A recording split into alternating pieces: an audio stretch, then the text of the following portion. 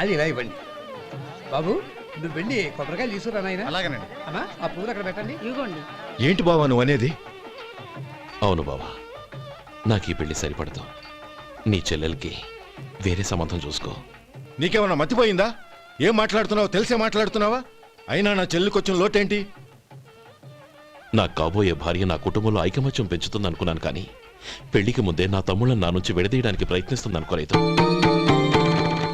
తన అన్నదాంట్లో తప్పే ఉంది బావా.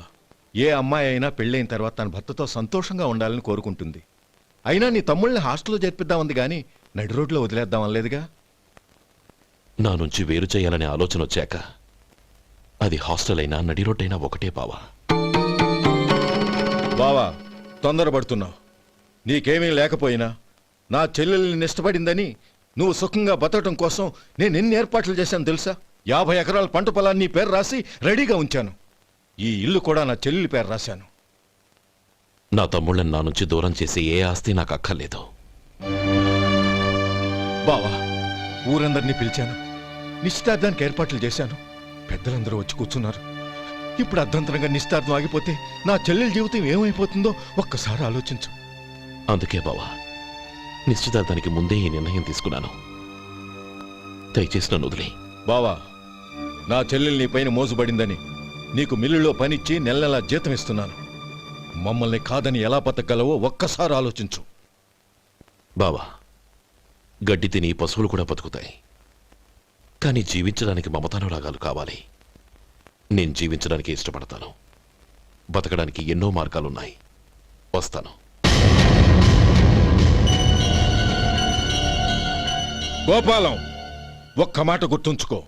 ఏ తమ్ముళ్ళ కోసమైతే నువ్వు నా చెల్లిని వద్దనుకుంటున్నావో అదే తమ్ముళ్ళ జీవితాల్లోకి సంపాదన పెళ్లి అనేవి రాగానే నిన్ను నిర్దాక్షిణ్యంగా నడి రోడ్డు మీద వదిలేసిపోతారు. అప్పుడు తెలుస్తుంది నీకు నా విలువ, నా చెల్లెలి విలువ.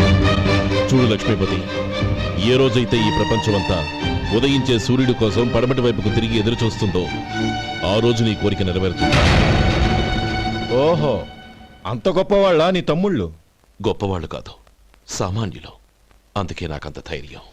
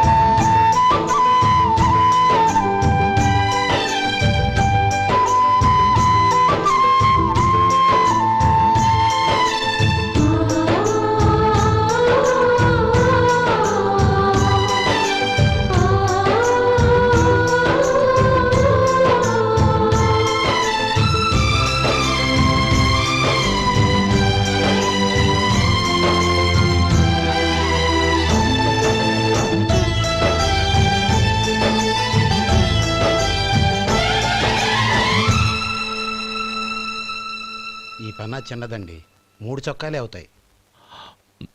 నాకు వదిలేవయ్యా, నా తమ్ముళ్ళ కుట్టు చాలు. మీ తమ్ముళ్ళని చూసి చాన్నాళ్ళైందండి. ఇప్పుడు ఏం చేస్తున్నారు? పెద్దోడి పేరు మధు, రెండోవాడు గోపి, ఆఖరోడు శేఖరం. శేఖరం పట్నంలో డాక్టర్ చదువుతున్నాడు. రెండో తమ్ముడు గోపి ఇన్స్పెక్టర్ ఉద్యోగానికి సెలెక్ట్ అయ్యాడు. హైదరాబాద్లో ట్రైనింగ్ అవుతున్నాడు. పెద్ద తమ్ముడు మధు హోటల్లో పనిచేస్తున్నాడు. వాడికి చదువు అప్పలేదు, కానీ వాడికి రాని పనంటూ ఏదీ లేదు. ఎప్పుడూ ఖాళీగా ఉండడు, ఏదో పని చేస్తూనే ఉంటాడు. అది సరే గాని బట్టలు కొంచెం పొడుగు పెట్టి కుట్టు. ఎదిగే పిల్లలు. ఎదిగే పిల్లలు ఏంటండి బాబు, ఎదిగేసిన పిల్లలు. చాలా చాలా ఆపవయ్యా, వాళ్ళకి పెద్ద వయసే ఉందని. అయినా వాళ్ళ వయసుల గురించి నీకెందుకు? దిష్టి పెట్టకు. నేను చెప్పినట్టు కొంచెం పొడుగు పెట్టి కుట్టు. అలాగేనండి.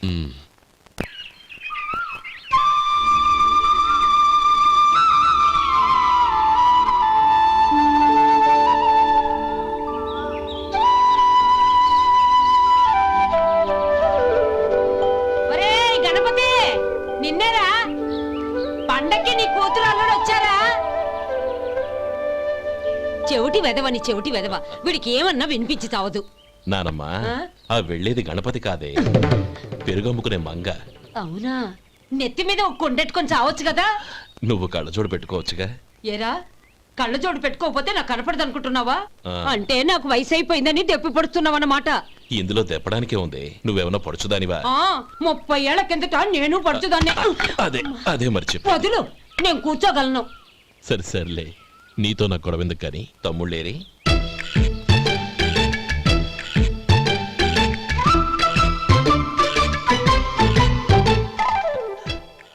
అనయ్య, డ్రెస్ చాలా బాగుందన్నయ్య. చచ్చా, ఏ బాగున్నాయిరా, మరీ పొడుగైపోయి. అక్కడికి పాపం ఆ టైలర్ చెప్తూనే ఉన్నాడు, నేనే వినిపించుకోలేదు. తప్పంతా నాదే. నువ్వు తప్పు చేయడం ఏంటన్నయ్య? అనయ్య, నువ్వు కళ్ళు మూసుకో. దేనికిరా? ముందు మూసుకో చెప్తాను.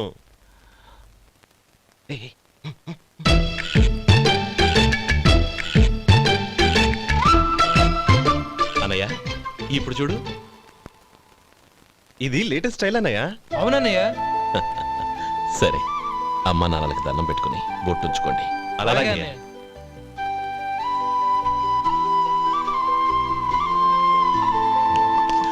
రే రే రే, అటు చూడు నానమ్మ, ఓ ఆట పట్టిద్దామా? ఓకే. నానమ్మ, మా బట్టలు ఎలా ఉన్నాయి? పెద్దన్నయ్య కుట్టించాడు.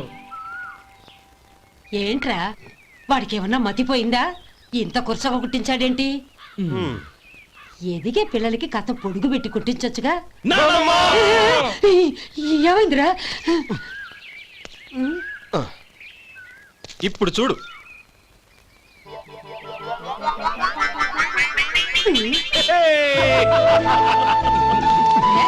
ఏమంటా కోతి గంజలు మీరును? నన్ను చిన్న పిల్లలు అయిపోతున్నారు. నా దగ్గర పెట్టుకున్నారంటే కాళ్ళు విరగొడతాను, జాగ్రత్త. ఒరే గోపాలం, చూడరా ఎలా ఏడిపిస్తున్నారో.